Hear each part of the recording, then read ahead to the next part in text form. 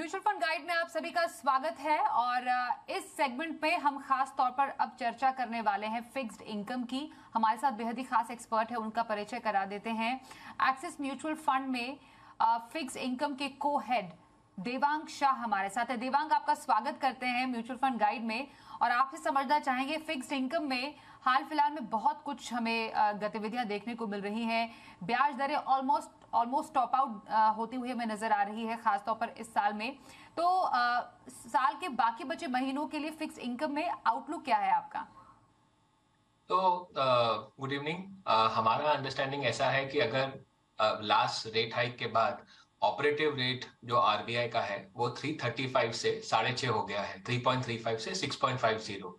सो अगर इंक्रीमेंटली अगर हम देखेंगे जो इन्फ्लेशन की महामारी की जो डायरेक्शन है, अगर इन्फ्लेशन हेडलाइन अगर हम नेक्स्ट 6-12 महीने की देख रहे हैं और आरबीआई का भी प्रोजेक्शन देख रहे हैं, तो हमारी एस्टिमेट के हिसाब से इन्फ्लेशन नेक्स्ट 12 महीनों के लिए 5.5 के आसपास का एवरेज आउट होगा। अगर 5.5 का इन्फ्लेशन दिख रहा है और ग्रोथ में इतना नेगेटिव नहीं है, नेगेटिव आउटलुक नहीं है eight this point of time, अगर आप ग्रोथ आउटलुक देखेंगे तो हमारी अंडरस्टैंडिंग ऐसी है कि बहुत स्लो डाउन इंडिया में नजर नहीं आएगा।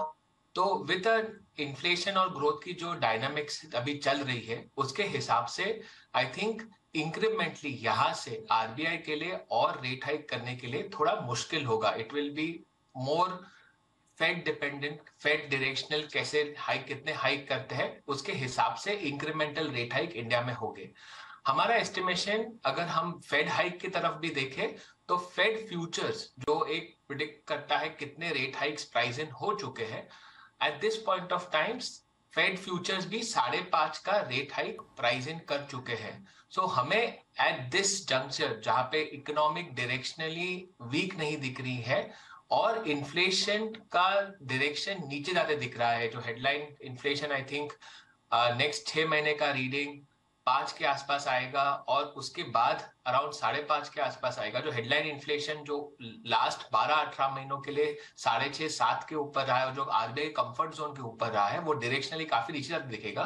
तो इस हिसाब से हमें लग रहा है कि इंक्रीमेंटली यहां से आरबीआई बहुत ज्यादा रेट हाइक कर नहीं पाएंगे। मैक्रो पर्सपेक्टिव से भी हमें लग रहा है कि टॉप आउट हो चुके हैं रेट्स और एक मैच टू मैच और एक रेट हाइक हो सकता है। Long bond yields, short term yields यहां से एकदम आई थिंक रेंज बाउंड रहेगी। हमें इस साल जो आपने क्वेश्चन पूछा कि जो बाकी के महीनों में हमें क्या लग रहा है, हमें लग रहा है कि आरबीआई स्टेबल रेट रेजिम पे रहेगा, एक हाइक करने के बाद पूरे साल के लिए पॉज पे रहेगा और डायरेक्शनली लॉन्ग बॉन्ड्स और शॉर्ट बॉन्ड यील्ड्स एब्सोल्यूट 7.5% पे काफी अट्रैक्टिव है फॉर इन्वेस्टर। अगर वो अपना इन्वेस्टर होराइजन मैच कर ले तो आई थिंक इंक्रीमेंटली यहां से फिक्स्ड इनकम रिटर्न्स ठीक ठाक रहेंगे। तो ये एक अच्छा साल फिक्स्ड इनकम डेट के लिए हो सकता है। देवांग, आपकी बातों से हमें ये समझ में आ रहा है और साफ तौर पर क्लियरली जो हमने साल की शुरुआत में बजट या फिर मॉनेटरी पॉलिसी के मिनट से भी समझा, भारत अब ग्रोथ का पाथ लेने की तरफ अग्रसर है। ये जरा समझाइए, आपने शॉर्ट टर्म और लॉन्ग टर्म का यहाँ पर जिक्र किया, तो इन दोनों ही होराइजन के लिए एक निवेशक को अभी करना क्या है? कौन सी कैटेगरी आपको लगती है शॉर्ट टर्म में डेट में और लॉन्ग टर्म में डेट में अभी काफी अट्रैक्टिव नजर आ रही है? जैसे आपने सही बोला, इस महीने में बड़े 3 इवेंट्स थे। एक तो बजट, जहां पे फिक्स्ड इनकम मार्केट के लिए जो बोरोइंग का आउटलुक रहता है, जो गवर्नमेंट बोरोइंग करती है, जिसके हिसाब से long bonds specifically government bonds की यील्ड्स पे काफी इम्पैक्ट होता है, वो बजट में जो नंबर आया वो मार्केट एक्सपेक्टेशन से लोअर आया है। Gross borrowing number, net borrowing number दोनों जो मार्केट एक्सपेक्ट कर रहा था उससे कम आया है और उसके हिसाब से मार्केट में थोड़ा यील्ड्स नीचे आई थी। अगर आप बाकी 2 इवेंट देखेंगे, जो फेड पॉलिसी था और आरबीआई मॉनेटरी पॉलिसी रहा है last week, RBI monetary policy expectation से थोड़ी हॉकिश थी। आई थिंक मार्केट में एक कैंप बन रहा था जो एक्सपेक्ट कर रहे थे कि आरबीआई पॉज कर सकता है या आरबीआई डायरेक्शनली एक गाइडेंस देगा कि इसके आगे रेट हाइक नहीं होंगे। आरबीआई ने बहुत डेटा डिपेंडेंट गाइडेंस दिया है और हमारी अंडरस्टैंडिंग के हिसाब से इंक्रीमेंटल जो रेट हाइक रहेंगे वो अगर फेड 5.5 के ऊपर जाता है इंक्रीमेंटली, तब आरबीआई जाके एक रेट हाइक से ज्यादा करेंगे। सो डायरेक्शनली ये सारे इवेंट्स होने के बाद अभी आज के लेवल्स, अगर आप 10 ईयर बॉन्ड यील्ड देखेंगे तो अराउंड 735 740 बैंड में है। अगर आप 1 साल के एसेट्स देखेंगे और 10 साल के एसेट्स देखेंगे, कॉर्पोरेट बॉन्ड्स सारे 755 टू 775 की बैंड में है। ये ट्रेडिशनली जो 7.5 का लेवल है फिक्स्ड इनकम में, वो काफी अच्छा रहा है। इन्वेस्टर्स को अगर इन्वेस्ट करना है तो ये एंट्री लेवल्स काफी अच्छे हैं। अगर आपने लास्ट 2 साल देखे होंगे तो फिक्स्ड इनकम के रिटर्न्स काफी म्यूटेड रहे हैं, बिकॉज लेवल्स काफी गिर गए थे, लिक्विडिटी काफी अच्छी थी सिस्टम में, एब्सोल्यूट लेवल बहुत नीचे थे। तो एब्सोल्यूट लेवल्स के हिसाब से अभी जो 7.5 का लेवल एंट्री लेवल है वो बहुत अच्छा है, जिसका इन्वेस्टमेंट होराइजन शॉर्ट टर्म है, जो 3, 6, 9 महीने का और 12 महीने का इन्वेस्टमेंट होराइजन है, उनके लिए I think money market category funds is the category fund जो उनको देखना चाहिए, जिनका इन्वेस्टमेंट होराइजन लंबा है, जो 2 से 3 साल इन्वेस्टमेंट होराइजन है या फिर 5-10 साल इन्वेस्टमेंट होराइजन है, उनको short to medium term funds देखने चाहिए at this point of time. बिल्कुल देवांग, आपकी नज़र में जो कुछ कैटेगरीज हैं डेट में ही, स्पेशली जो एक्टिव कैटेगरीज हैं, जैसे कि banking and PSU date funds हो गए, स्ट्रेटेजिक गोल्ड फंड्स हैं, इनमें एक हमने स्ट्रॉन्ग ग्रोथ देखी है। पर इनके उलट अगर हम समझें तो बहुत सारा, मतलब इंडस्ट्री लेवल पर बहुत सारा पैसा, बहुत सारी जो रकम है वो डेट फंड से निकलकर जो ट्रेडिशनल इन्वेस्टमेंट ऑप्शंस हैं फिक्स इनकम में ही वहां पर जाते हुए हमने देखे हैं। आपकी नज़र में क्या एक बड़ी वजह हो सकती है? और जैसा आपने शुरुआत में रीजन गिनाया कि ये साल फिक्स्ड इनकम के लिए अच्छा हो सकता है, तो डेट म्यूचुअल फंड में भी वो रौनक फिर से लौटती हुई आप देख रहे हैं? हमारा अंडरस्टैंडिंग है कि अगर आप देखेंगे इंक्रीमेंटली, जो मैंने बात बताई कि इंडिया में अगर आप लास्ट 10-15 साल में देख लीजिए, अगर एंट्री लेवल 7.5 और बियॉन्ड रहते हैं इन्वेस्टर के लिए, तो उनका जो इन्वेस्टर एक्सपीरियंस रहता है फिक्स्ड इनकम प्रोडक्ट्स में, अगर वो अपना इन्वेस्टमेंट होराइजन मैच करते हैं, जो अगर मुझे इन्वेस्टमेंट 1 साल के लिए करना है तो मैं 1 साल का प्रोडक्ट देख लेता हूँ, अगर मुझे इन्वेस्टमेंट 3 साल का करना है तो मैं 3 साल का प्रोडक्ट में इन्वेस्ट कर लेता हूँ। तो एब्सोल्यूट एंट्री लेवल्स बहुत अच्छे हैं, और यहाँ से अगर इन्वेस्टमेंट होराइजन मैच है तो इन्वेस्टर का एक्सपीरियंस अच्छा रहेगा।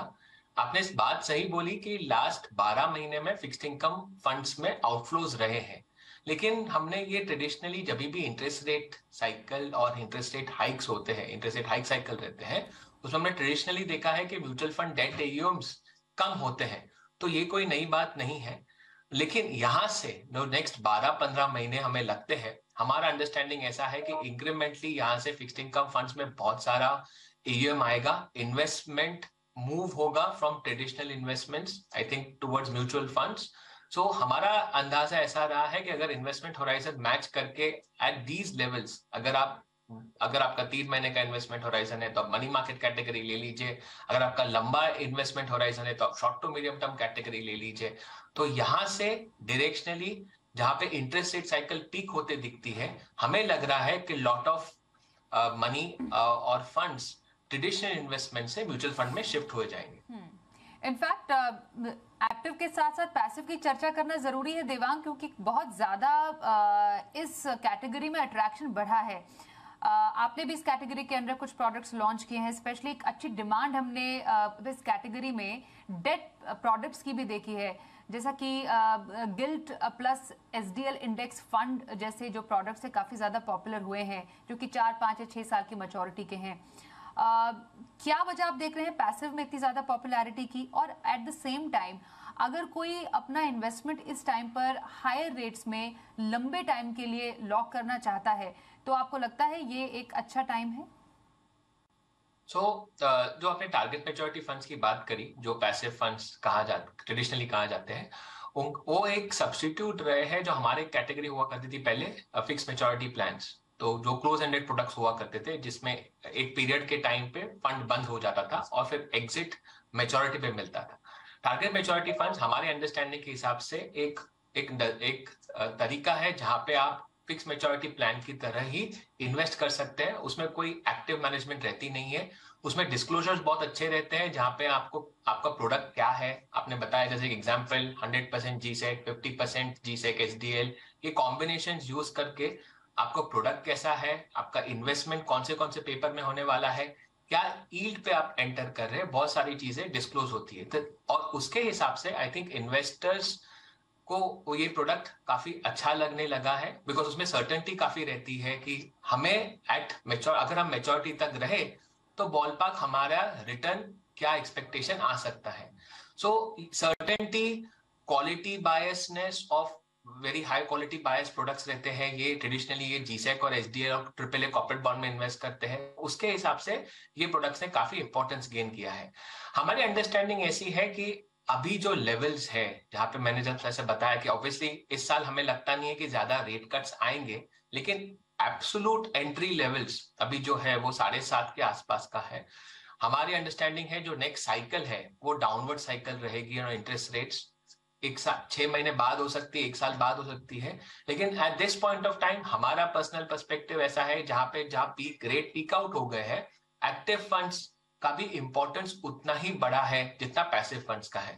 कैटेगरी ऑफ इन्वेस्टर्स, अगर किसी इन्वेस्टर को ज्यादा डिस्क्लोजर सर्टेनिटी चाहिए तो उनको पैसिव फंड्स लेने चाहिए, जिसको अगर एक इंटरेस्ट रेट साइकिल पे व्यू लेना है तो उनको एक्टिव फंड्स में इन्वेस्ट करना चाहिए। आपने जो सेकंड क्वेश्चन पूछा कि इंटरेस्ट रेट्स हमें कब दिख रहे हैं डाउनवर्ड साइकिल में, हमारा अंडरस्टैंडिंग है कि हमारा पर्सनल पर्सपेक्टिव है लॉन्ग ड्यूरेशन फंड्स इन्वेस्टर को कब इन्वेस्ट करना चाहिए, जब उसका इन्वेस्टमेंट होराइजन अगर 5 साल 10 साल इंडिया पे इन्वेस्टमेंट का है, अगर उसका 2-3 साल का इन्वेस्टमेंट होराइजन है तब तो अब हमारा understanding at this point of time ऐसा है कि उसको short to medium term category में रहना चाहिए। अगर उसका इन्वेस्टमेंट होराइजन बहुत लंबा है विच इज 5-10 ईयर्स, तभी वो लॉन्ग ड्यूरेशन फंड में इन्वेस्ट करना चाहिए। तो ये रही बारीकियां फिक्स्ड इनकम की, और साल 2023 कैसा रह सकता है fixed income debt mutual funds के लिए, इस पर चर्चा की आपने देवांग शाह हमारे साथ, बहुत धन्यवाद आपका करेंगे। तो म्यूचुअल फंड गाइड में बस इतना ही, वक्त एक ब्रेक का हो गया है, देखते रहिए जी बिजनेस।